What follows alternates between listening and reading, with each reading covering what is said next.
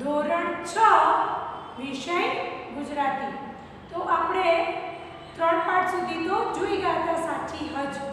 આજે આપણે પાઠ 4 લાખો વણજારો। હવે આ પાઠમાં વાર્તા તમને મેમે કીધી જ હશે, પણ એકવાર હું ઉપર છેલ્લી વાર્તા કહી દઉં છું, પછી આપણે ડિટેલમાં અંદર જોઈએ। એક વણજારો હોય છે, માણસના શબ્દની વચન શબ્દની કિંમત શું હોય છે એ તમને આની ઉપરથી જાણવા મળશે।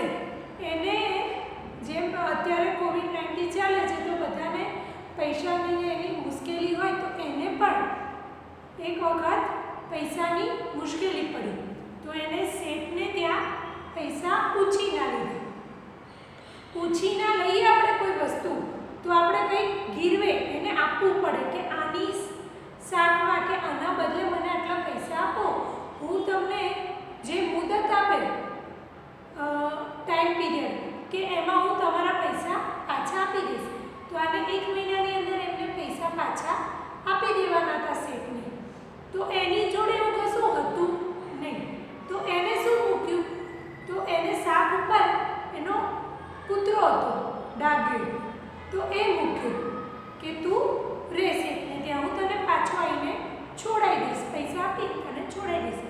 એટલે હવે આ કૂતરો પણ એના માલિકથી છૂટો પડ્યો, એટલે એને ગમતું નહોતું। આ જેમ જેમ દિવસે એક દિવસ શેઠને ત્યાં ચોરી થઈ, એક દિવસ શેઠને ત્યાં ચોરી થઈ। હવે ચોરે શેઠને ત્યાંથી ચોરી કરીને બધો માલ એક જગ્યાએ દાટી દીધો તો, રાખી દીધો તો। એટલે આ કૂતરું જોતું હતું, આ કૂતરું જોતું હતું। આપણે તમારે જો કે સૌથી વફાદાર પ્રાણી હોય ને તો કૂતરું સૌથી વફાદાર પ્રાણી હોય છે।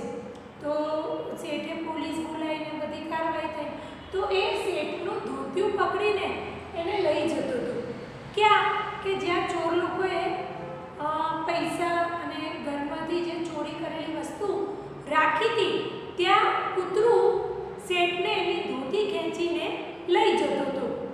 તો શેઠ ગયા પણ ખરા, શેઠે જોયું પણ ત્યાં તો એમના ઘરનો બધો સામાન, ચોરી કરેલી વસ્તુ। તો શેઠ ખુશ થઈ ગયા, શેઠ ખુશ થઈ ગયા। પછી શેઠે શું કર્યું કે હવે આને છોડી મૂકું, આને તો એટલું બધું મારું ધન મને પાછું અપાયું છે, એટલે આને હવે છોડી મૂકવો છે। તો શેઠે એના ગળામાં એક ચિઠ્ઠી લખી લાખા વણજારાને, એને તો વાંચતા ના આવડે, કે ભાઈ આને આના થકી મને બધું મારું ધન પાછું મળી ગયું, ચોરે છોડેલું ધન મને બધું પાછું મળી ગયું, એટલે આને હું હવે આપી એમ કે મુક્ત કરું છું। ત્યાં આ બાજુ લાખા વણજારાને પણ શું થયું, પૈસાની સગવડ થઈ ગઈ, એટલે કે ચલો હવે હું શેઠને ત્યાં પૈસા આપી આવું અને મારો કૂતરો જે એમને ત્યાં મૂક્યો છે લેતો આવું। તો એ દૂરથી જોતો હતો, ત્યાં કૂતરું આવતું હતું, બરાબર? તો કૂતરું આવતું હતું અને પછી લાખો વણજારાને એવું થયું કે આને આટલી ધીરજ ન રાખી, એને લાગ્યું કે શેઠને ત્યાંથી આવતો રહ્યો, એને ઓલી ચિઠ્ઠી કેવું કંઈ વાંચ્યું ના, એને એવું લાગ્યું કે આને ધીરજ ના રાખી કૂતરાએ અને આવતો રહ્યો। હવે એ શેઠને ત્યાંથી આવતો રહ્યો, શેઠને કેવું થયું હશે, એટલે આ લાખા વણજારાએ એવું વિચાર્યું, કૂતરાને એવું થયું કે આ મારા શેઠ મારા માટે એ કરે છે, તો એ આમ માથું પછાડી મરી ગયો। તો ત્યાં અત્યારે પણ ઉત્તર ગુજરાતમાં ડાગાસર સરોવર એને લાખા વણજારે બંધાવ્યું છે। તો એની આખી વાર્તા અહીંયા આપણે જોઈશું, બરોબર છે? ચલો,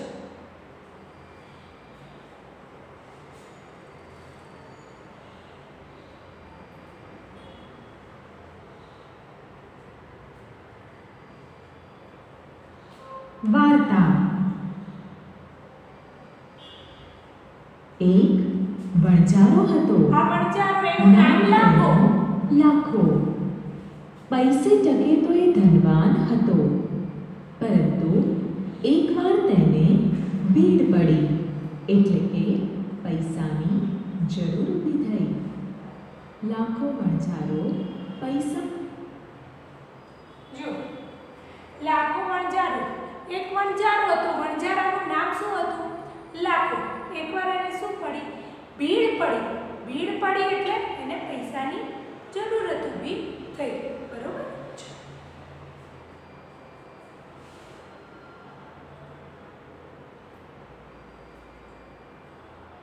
પૈસા લેવા વાણિયા પાસે ગયો.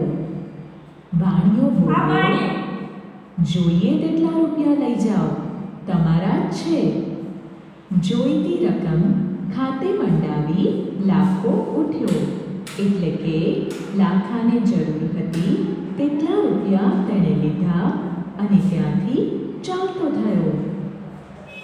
લ્યો, રામ રામ શેઠજી, મહિનો પૂરો થતા રકમ લઈને આવી પહોંચીશ. ત્યાં સુધી આ ડાકિયાને તમારે ત્યાં મૂકી જાઉં છું. એ શું બોલ્યા? તમારા પૈસા તો દૂધે ધોયેલા છે.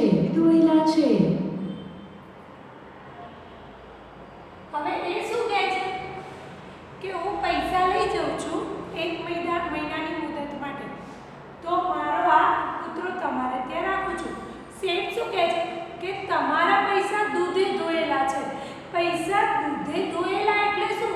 થોડી એના પૈસા કે દૂધથી ધોયેલા હોય?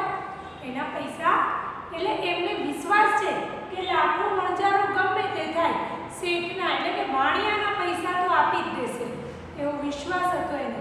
એટલે કહે છે કે તમારા પૈસા દૂધે ધોયેલા છે.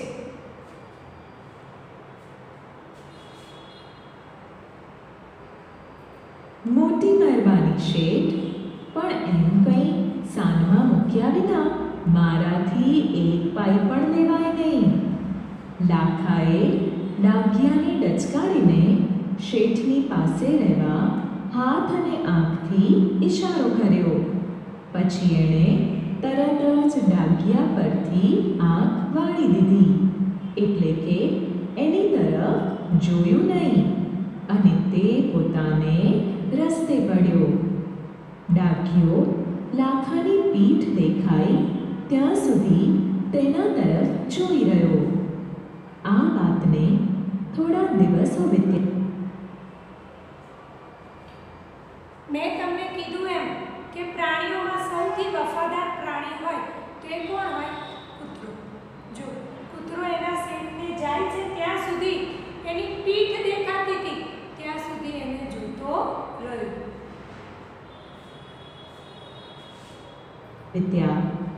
પછી તો એવું બન્યું કે શેઠને ઘેર એક રાતે ખાતર પડ્યું, એટલે કે ચોરી થઈ. હજારો રૂપિયા ચોરાઈ ગયા. ચારે કોર તપાસ ચાલી. ડાઘિયો બધાની સાથે જતો, થોડો આગળ જાય અને ફરી પાછો આવે, પણ તેની તરફ કોઈનું ધ્યાન ન ગયું. આગળ પગેરું ન મળ્યું એટલે સૌ પાછા વળતા હતા. ત્યાં તો ડાઘિયાએ વાણિયાનું ધોતિયું મોઢામાં પકડ્યું અને ખેંચવા માંડ્યું. એક વાડ આગળ આવીને ડાઘિયો ઊભો રહ્યો અને પગથી જમીન ખોતરવા માંડ્યો. ત્યાં ખોદ્યું તો ચોરાયેલો બધો જ માલ અકબંધ મળી આવ્યો. વાણિયાના હરખનો તો પાર ન રહ્યો. તેને થયું કે આ ડાઘિયાને હવે વહેલો છૂટો કરીને એના ધણી ભેગો કરી દેવો જોઈએ. લાખાને જેટલા પૈસા ધીર્યા છે એથી અનેક ગણું ડાઘિયાએ મને બચાવી આપ્યું છે. વાણિયાએ આ બધી વાત ચિઠ્ઠીમાં લખી અને તે ચિઠ્ઠી જો એની ડોકમાં ચિઠ્ઠીમાં બધી વાત એને વાણિયા લખીને રાખી કે ભાઈ તમે જેટલા પૈસા નતા લીધા એટલા તો એનાથી વધારે મને આને ધન મારું પાછું અપાયું છે, એટલે હું આને મુક્ત કરું છું, બરોબર? પણ હવે આગળ શું થાય જુઓ. કૂતરાની કોટે બાંધી અને કૂતરાને તેના માલિક પાસે વિદાય કર્યો. હવે આ તરફ એવું બન્યું કે લાખા વણજારાને પૈસાની છૂટ થઈ. એને વિચાર આવ્યો કે મહિનો પૂરો થાય ને પૈસા આપવા જાઓ. એમાં મેં શું કર્યું? મહિનામાં દિવસો બાકી હોય ને પૂરા પૈસા દઈ આવું તો હું ખરો. પૈસા લઈને એ નીકળ્યો. રસ્તામાં અડધે સુધી આવ્યો ત્યાં સામેથી કંઈ કૂતરા જેવું આવતું દેખાયું. નજીક જઈને ધારીને જુએ છે તો એનો વાલો ડાઘિયો. ડાઘિયાને જોતાં જ લાખાની આંખ ફરી ગઈ. અરે રામ, આ કૂતરાએ મારી શાખ ઉપર પાણી ફેરવ્યું. એ નાસી આવ્યો. હું શું મોં બતાવીશ? લાખો આવો વિચારતો હતો અને ડાઘિયો લાડથી પાસે આવવા જાય છે. ત્યાં લાખાએ આંખ બતાવી અને ફટકાર આપ્યો, એટલે કે તિરસ્કાર બતાવ્યો અને મોં ફેરવી લીધું. ઘડીભર ડાઘિયો થંભી ગયો. બીજી જ પળે એ તો ડુંગર તરફ દોડ્યો. ત્યાં એ અબોલ જીવ પથરા પર માથું પછાડી પછાડીને મરી ગયો. લાખો પૈસા આપવા ગયો ત્યાં તેણે શેઠ પાસેથી બધી વાત જાણી. વણજારાના પસ્તાવાનો કોઈ પાર ન રહ્યો. ભારે હૈયે લાખો પાછો વળ્યો. તે ખૂબ દુઃખી થઈ ગયો.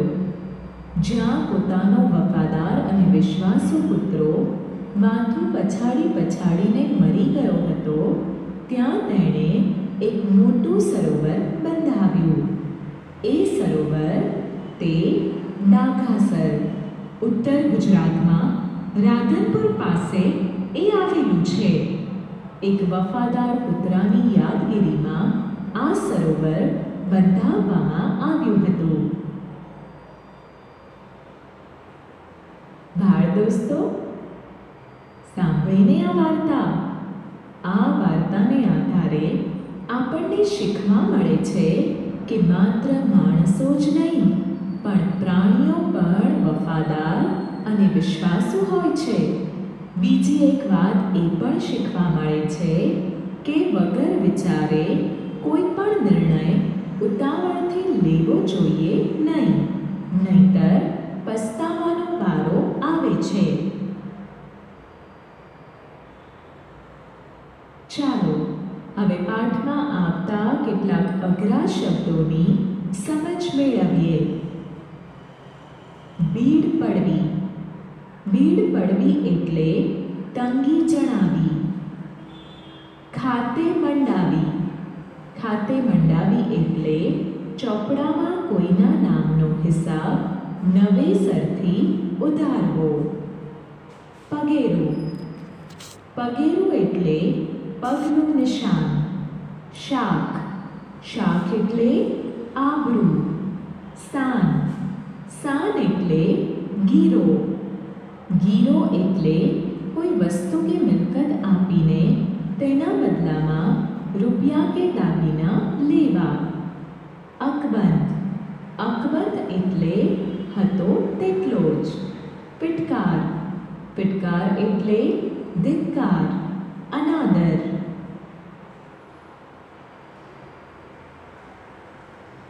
પાઠમાં આવતા રૂઢિપ્રયોગોના અર્થ જાણીએ અને તેમનો વાક્યમાં પ્રયોગ કરી સમજીએ. આંખ વાળી લેવી. દુઃખી હૃદયે વિદાય લેવી. વાક્ય. લાખા વણજારાએ ડાઘિયા પરથી આંખ વાળી લીધી. ખાતર પડવું. ચોરી થવી. વાક્ય. વાણિયાના ઘરમાં ખાતર પડ્યું. દૂધે ધોયેલું. વિશ્વાસપાત્ર. વાક્ય. લાખાને આપેલા રૂપિયા દૂધે ધોયેલા હતા. આંખ ફરી જવી. અહીં ગુસ્સા સાથે નારાજગી વ્યક્ત કરવી. વાક્ય. ડાઘિયાને સમય કરતાં વહેલો આવેલો જોઈ લાખાની આંખ ફરી ગઈ. પાણી ફેરવવું. આબરૂ કાઢવી. વાક્ય. નાલાયક પુત્રએ પિતાના નામ પર પાણી ફેરવ્યું. આંખ બતાવવી, ગુસ્સો પ્રગટ કરવો. વાક્ય: વર્ગમાં તોફાની વિદ્યાર્થીઓને શિક્ષકે આંખ બતાવી. ભારે હૈયે, દુઃખી હૃદય. વાક્ય: પિતાએ ભારે હૈયે દીકરીને સાસરીએ વળાવી. સમાનાર્થી શબ્દો. માંસ શબ્દનો સમાનાર્થી શબ્દ. આ સમાનાર્થી શબ્દ તમે એકવાર લખી જ કાઢ્યા છે, લખી લીધા છે. તો બીજી વાર છે તો તમે તમારી જાતે એના લખી દો, પછી જ્યારે જવાબ આવે ત્યારે એકવાર જોઈ લેજો. જેમ કે માસ, માસ એટલે મહિનો, બરોબર. હરખ, આનંદ. પ્રિય, વાલું. તો એ તમે તમારી રીતે એકવાર જવાબ લખી દો. શબ્દ છે મહિનો. હરખ શબ્દના સમાનાર્થી શબ્દો છે હર્ષ, ખુશી, આનંદ. પ્રિય શબ્દના સમાનાર્થી શબ્દો વહાલું, મનગમતું. આબરૂ, શાખ, ઇજ્જત. ભાગવું, દોડવું, નાસવું. વિશાળ, મોટું. વિરુદ્ધાર્થી શબ્દો. ધ્યાન શબ્દનો વિરોધી શબ્દ છે બેધ્યાન. ધ્યાન, બેધ્યાન. તે પ્રમાણે વિદાય, તેડું. વિશ્વાસુ, અવિશ્વાસુ. પાસે, દૂર. આબરૂ, બેઆબરૂ. પ્રિય, અપ્રિય. હરખ, શોક. વિશાળ, વામન. વિરુદ્ધાર્થી શબ્દ ધ્યાન, બેધ્યાન. વિદાય, તેડું. વિશ્વાસુ, અવિશ્વાસુ. પાસે, દૂર. આબરૂ, બેઆબરૂ. પ્રિય, અપ્રિય. હરખ, શોક. વિશાળ, વામન. વિશાળ એટલે મોટું, વામન એટલે નાનું. ખ્યાલ આવે છે?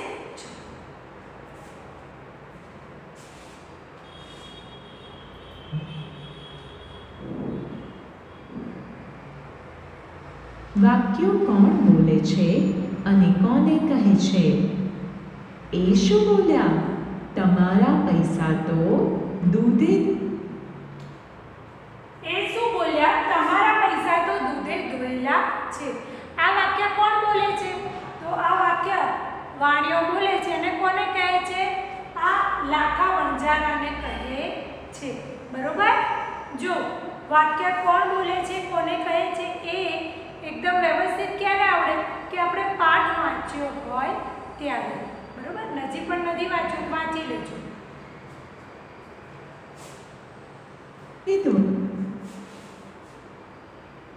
ધોયેલા છે. આ વાક્ય વાણિયો બોલે છે અને તે લાખા વણજારાને કહે છે. અરે રામ, આ કૂતરાએ મારી શાખ ઉપર પાણી ફેરવ્યું. અરે રામ, આ કૂતરાએ મારી શાખ ઉપર પાણી ફેરવ્યું. શાખ એટલે આબરૂ. આ કૂતરાએ મારી આબરૂ ઉપર પાણી ફેરવી દીધું. તો આ કોણ બોલે છે? લાખો વણજારો બોલે છે અને કૂતરાને કહે છે. આ વાક્ય લાખો વણજારો કૂતરાને ઉદ્દેશીને કહે છે. જોઈએ તેટલા રૂપિયા લઈ જાઓ, તમારા છે. જોઈએ તેટલા રૂપિયા લઈ જાઓ, તમારા જ છે. આ વાક્ય શેઠ બોલે છે અને કોને કહે છે? લાખા વણજારાને કહે છે. આ વાક્ય વાણિયો લાખા વણજારાને કહે છે. યોગ્ય શબ્દ પસંદ કરી ખાલી જગ્યા પૂરો. કાંઈ ખાલી જગ્યામાં મૂક્યા વગર મારાથી પાઈ પણ લેવાય નહીં. શાન, સાન આ બે શબ્દોમાંથી બંધબેસતો શબ્દ આવશે સાન. કાંઈ સાનમાં મૂક્યા વગર મારાથી પાઈ પણ લેવાય નહીં. લાખાએ ડાકિયાને ખાલી જગ્યા કર્યો. ઇશારો, ઇસારો આ શબ્દ ઇશારો ખાલી જગ્યામાં આવશે. લાખાએ ડાકિયાને ઇશારો કર્યો. વાણિયાએ આ બધી વાત ખાલી જગ્યામાં લખી. ચિઠ્ઠી, ચિટકી અહીં આ ચિઠ્ઠી શબ્દ આવશે. આ ચિટકી નહીં. વાણિયાએ આ બધી વાત ચિઠ્ઠીમાં લખી. આ કૂતરાએ મારી ખાલી જગ્યા ઉપર પાણી ફેરવ્યું. શાક, શાક અહીં આવશે શાક. શાક નહીં. આ કૂતરાએ મારી શાક ઉપર પાણી ફેરવ્યું. લાખો ખાલી જગ્યા આપવા ગયો. પૈસા, પૈસા લાખો પૈસા આપવા ગયો. હવે અહીં આપેલા શબ્દોને શબ્દકોશના ક્રમ પ્રમાણે લખીએ. શબ્દકોશના ક્રમમાં લખો. પીઠ, ખાતર, કૂતરો, ઇશારો, જીભ. અહીં સ્વરથી શરૂ થતો શબ્દ. અહીંયા આપણે શરૂઆત કરીએ તો આપણને થાય કે સૌથી પહેલા ક થી શરૂઆત કરીએ, પણ હંમેશા સ્વરમાં પહેલા લખાય. તો અ, આ, ઈ છે ને ઈ છે, તો સૌથી પહેલા શું આવશે? આપણે શું લખીશું? ઈશારો, ઈશારો. પછી ક, કૂતરો. ખ, ખાતર. પછી જ, જીવ.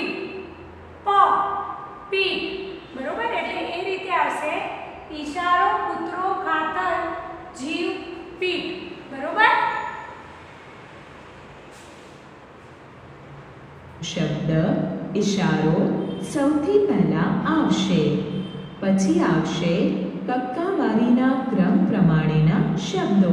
તે મુજબ ઇશારો, કૂતરો, ખાતર, જીવ અને છેલ્લે પીઠ શબ્દ આવશે. ઇશારો, કૂતરો, ખાતર, જીવ, પીઠ. તે પ્રમાણે બીજા શબ્દોને શબ્દકોશના ક્રમ પ્રમાણે ગોઠવીએ. રૂપિયા, લાખો, ડાઘ્યો, વણઝારો, પગેરું, આંખ. શબ્દકોશના ક્રમ પ્રમાણે ગોઠવતા આંખ, ડાઘ્યો, પગેરું, રૂપિયા, લાખો, વણઝારો.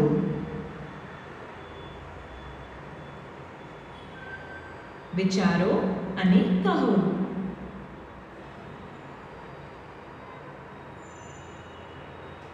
ડાઘિયાએ વાણિયાનું ધોતિયું ખેંચવા માંડ્યું, કારણ કે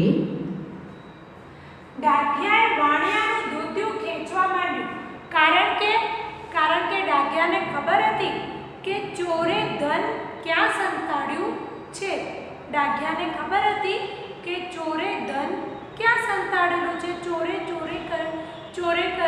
ચોરી કરેલું ધન ક્યાં સંતાડ્યું છે એ વાતની ડાઘિયાને ખબર હતી. એટલે એ શેઠને બતાવવા એમનું ધોતિયું ખેંચીને લઈ જતો હતો. ડાઘિયો જાણતો હતો કે વાણિયાનો ચોરેલો માલ ક્યાં સંતાડ્યો છે. ડાઘિયો વાણિયાને તે સ્થાને લઈ જઈને તે માલ અપાવવા માંગતો હતો. ડાઘિયો માથું પછાડીને મૃત્યુ પામ્યો, કારણ કે ડાઘિયો તેના માલિક લાખા વણઝારાને ખૂબ જ પ્રેમ કરતો હતો. જ્યારે વાણિયાએ ડાઘિયાને સમય પહેલાં છોડી મૂક્યો ત્યારે તે હરખભેર પોતાના માલિક પાસે આવતો હતો. પણ સમય કરતાં વહેલો આવેલો જોઈ લાખાને લાગ્યું કે તે વાણિયાના ઘરેથી ભાગી આવ્યો છે અને પોતાની શાખ ઉપર પાણી ફેરવ્યું છે. આથી તેણે આંખ બતાવી અને ફિટકાર આપ્યો અને મોં ફેરવી લીધું. ડાઘિયાથી પોતાના વહાલા માલિકનો આવો તિરસ્કાર સહન ન થયો. આથી તે માથું પછાડીને મૃત્યુ પામ્યો. લાખાએ એક સરોવર બંધાવ્યું, કારણ કે ડાઘિયો લાખાનો વફાદાર કૂતરો હતો. તેને ખૂબ વહાલ કરતો હતો. એકવાર તેની ભૂલને કારણે ડાઘિયાનું મોત થયું. લાખાને તે વાતનું ખૂબ દુઃખ અને પસ્તાવો થયો. તે પોતાની ભૂલના પ્રાયશ્ચિત રૂપે કંઈક કરવા માંગતો હતો. આથી તેણે જે સ્થળે પોતાનો પ્રિય ડાઘિયો મરણ પામ્યો હતો ત્યાં એક સરોવર બંધાવ્યું અને તેને ડાઘિયાના નામે ડાઘાસર નામ આપ્યું, જેથી ડાઘિયાની વફાદારીનો કિસ્સો કાયમ માટે અમર થઈ જાય. આમ લાખા વણજારા અને એનો કૂતરો ડાઘ્યો કેટલો વફાદાર હતો અને એના મૃત્યુ પછી લાખા વણજારાએ એની પાછળ સરોવર બંધાવ્યું. એટલે લોકો એને એના પછી પણ કાયમ યાદ રાખે એના વફાદારીને. અને એટલે એવું નથી કે કાયમ માણસો જ વફાદાર,